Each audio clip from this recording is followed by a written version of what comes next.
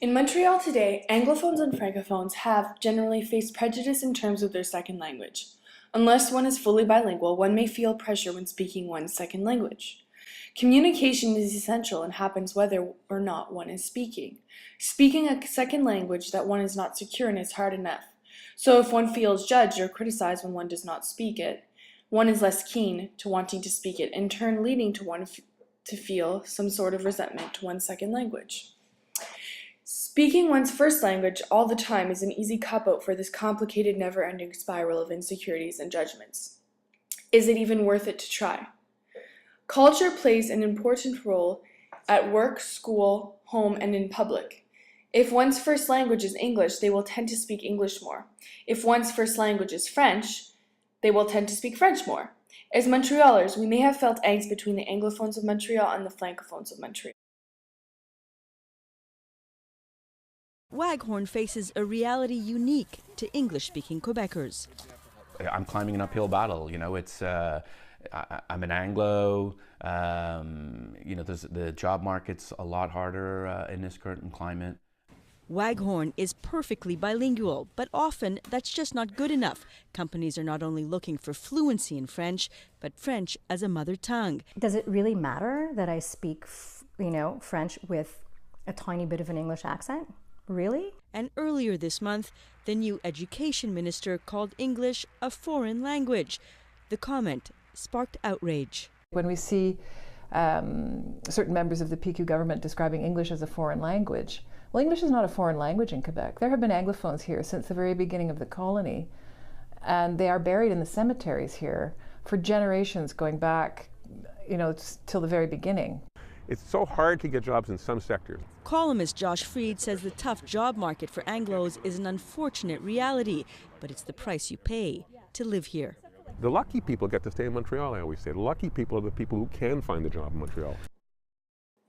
Some would dub this angst inevitable because these two groups are so different, but some may say it is only certain people who create this angst. It is an ongoing dispute, especially in this time when our Premier, Pauline Marois, is pro-francophone and wishes to make Quebec its own independent country. La souveraineté, c'est payant, très payant. In the English community, there is people we are more progressive, others are more conservative. If they vote for the Parti Québécois, they vote for a progressive party.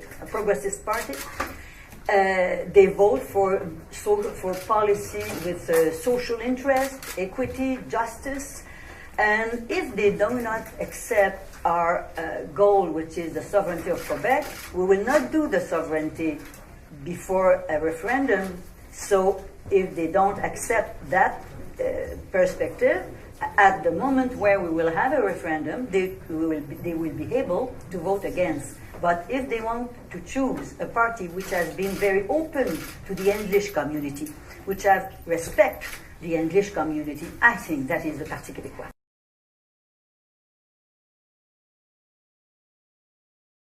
Culture consists of beliefs, ways of behaving, and artifacts of a group. By definition, culture is transmitted through communication and learning rather than through genes.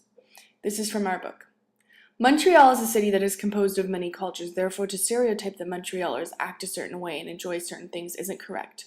What even furthers the disproof of this stereotype is the fact that two languages are spoken in our city, English and French. Both these languages have been fluently spoken in this region for hundreds of years. If one is taught as a part of their culture to show preference to one language, then that person will most likely prefer to speak that language. If we allow language to be the barrier between two groups, we will not see peace, but rather tension and anger prominent in our day-to-day cultures at work, school, and in the services.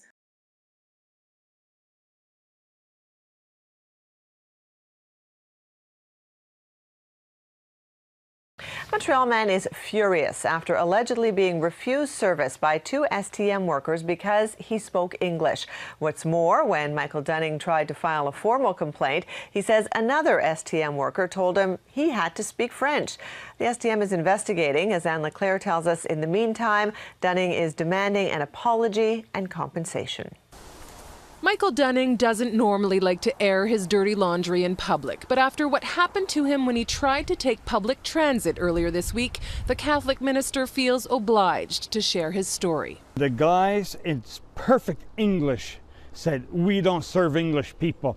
Then he started cursing, saying all kinds of things in French. Dunning tried to buy a day pass at the Atwater Metro on Monday and says 2 STM employees outright refused to serve him. But what upsets him the most is what happened when he called to complain. I called the complaint department to file a complaint, and I got the same response. I said, "We don't have to serve English people, and we're not taking your complaint," and they hung up. He misunderstood, so that's why when we got his name and his telephone number, we called him.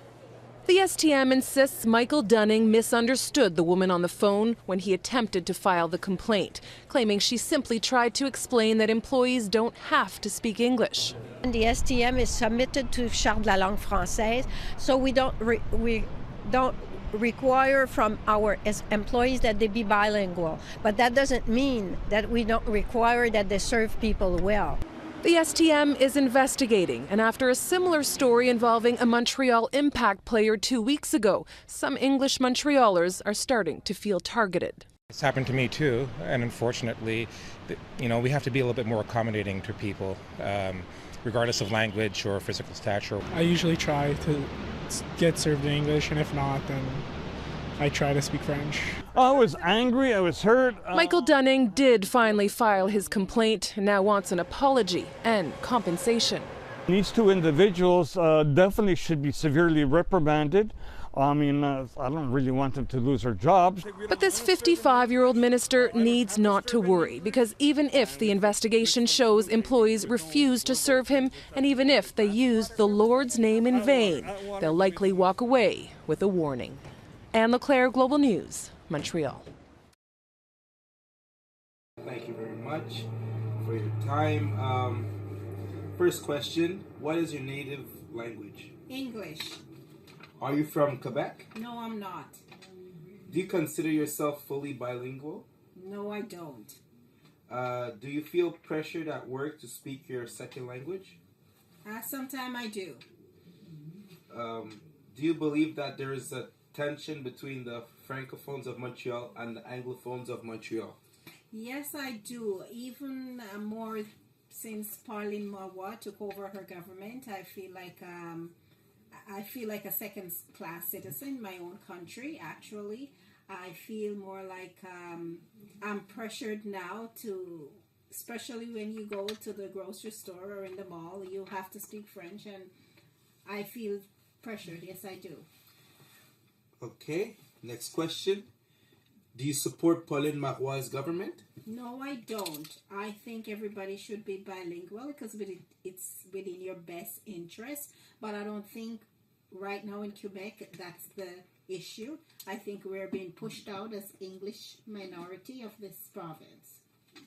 Okay, and last question. Would you consider taking courses to improve your second language? Yes, I would. I think it's very important that everybody speak both languages. Thank you very much for your time. What is your native language? English. Are you from Quebec? Not originally. Where are you from? Alberta. Are you fully bilingual? Yes.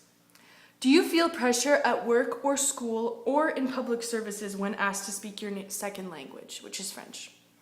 No pressure, although it is a bit more challenging. Do you believe that there is tension between the francophones of Montreal and the anglophones of Montreal? I believe there's a lot less tension than we're led to believe. Do you believe it's most prominent in the workplace, school, or services? Well, where there is tension, if it does exist, I think it's probably more predominant in school. Do you support Pauline Marois' government and her decisions? I respect her as a leader, as a woman who's achieved lots, but I don't agree with sovereignty for Quebec, nor do I agree with using legislation to promote language or protect language. Would you ever consider taking courses to improve your second language? I would love to. I'm here to give my opinion on French versus English in Montreal. All right, thank you very much for your time. First question is, what is your native language? My native language is English. Are you from Quebec? No, I am not. Which country are you from? I'm from the beautiful island of Jamaica. Okay. Do you consider yourself fully bilingual? No, I do not. Do you feel pressured at work to speak your second language? No, I try to make an effort to speak my second language. Okay. You don't find it difficult at all? No, sometimes, but I do make an effort. So, do you believe that there is tension between the Francophones of Montreal and the Anglophones of Montreal? To an extent, yes. I do believe that there is tension because I can see the French, the Francophones, from their point of view, they see the English coming in and moving in, and their language seems to be going downwards, and a lot of places in Montreal seems to be speaking a lot more French, and I can see where they might feel threatened that they might be losing their language, and for them and their families to their kids, this is something that they have been born here, so that's the only language they know, and it's like losing your birthright. So I can see where they would want to fight to make sure that it stays around. Do you support Pauline Marois' government? No, I do not. I don't believe in everything that she stands for, but like I said, that's politics. And with politics, you don't always agree with everyone. There is always a part that you agree with and a part that you will disagree with, and you cannot make 100% of the people happy all the time, so that's just what it is. What part do you agree with in general? Well, in general, I agree with the part where she wants to keep the students happy and give them the opportunity to go to college or university at a free or at a lower price, whereas for taxpayers and the people that are working, that's where the strain is, and I just do not agree with all of her policies in order to get those specific things. Okay, and the final question is, would you consider taking courses to improve your second language? 100% yes, because I believe that whenever you go to any country or province, you should try to blend in, and you should take steps towards learning the language and culture of that country or province that you do visit. It is the only way you will be able to contribute towards the society and the economy of that country or province. Thank you. Thank you for your time. Nonverbal communication also plays a part in the angst between Francophones and Anglophones. People express emotions through body movements, body appearance, facial communication, eye communication, and many more ways. While one is having a conversation in their second language, the second person in the conversation will pick up cues from this person's nonverbal communications to help decipher how that person is feeling. For example, if a student whose mother tongue is French attends an English school but doesn't like speaking English much, they may not be keen to pay attention in class that is English, therefore resulting in nonverbal communication to their classmates and teacher.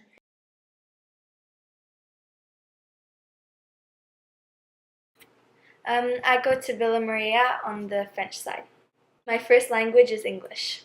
Yes, I do consider myself bilingual, because even if in French, sometimes when I'm speaking, I'll look for a word and won't be able to find it that I would have used if I was speaking in English, and I can't find it in French necessarily, but that doesn't happen that often. So in general, I could express myself pretty well in French, and since English is my first language, I could express myself pretty well in English as well.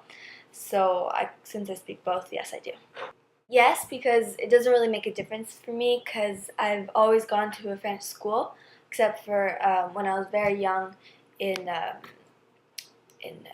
few kindergartens, but other than that, I've always gone to French school, so yes, I like it. Not really, but sometimes between the two sectors, then sometimes they'll give the French side dirty looks, or the French side will give English side dirty looks, which I don't really understand. but in my grade and all that, I haven't noticed anything in particular. Not during the classes, but in between on breaks and at lunch and all that, then we're allowed, but I have a feeling the teachers would rather us speak in French, but there's no rule against it. Even when a speaker and a listener speak the same language, they speak it with different meanings and different accents. Speakers of the same language will, at the very least, have different meanings for the same terms because they have had different experiences. Taken from our book, Essentials of Human Communication. Taking this quote from our book into consideration, we can see that communication is hard and often subjective when two participants in a conversation are conversing. Everyone has different connotations with the same words, so imagine a conversation where one participant is speaking their mother tongue and another is speaking their second language. The list of offenses and complications are endless. We believe that as a group that if one simply takes time to put effort into their second language and decides to keep calm and make an effort when speaking it, this angst can improve. We also believe that when talking to someone in which your mother tongue is their second language, being considerate and taking time to understand them can make a big difference. Thank you.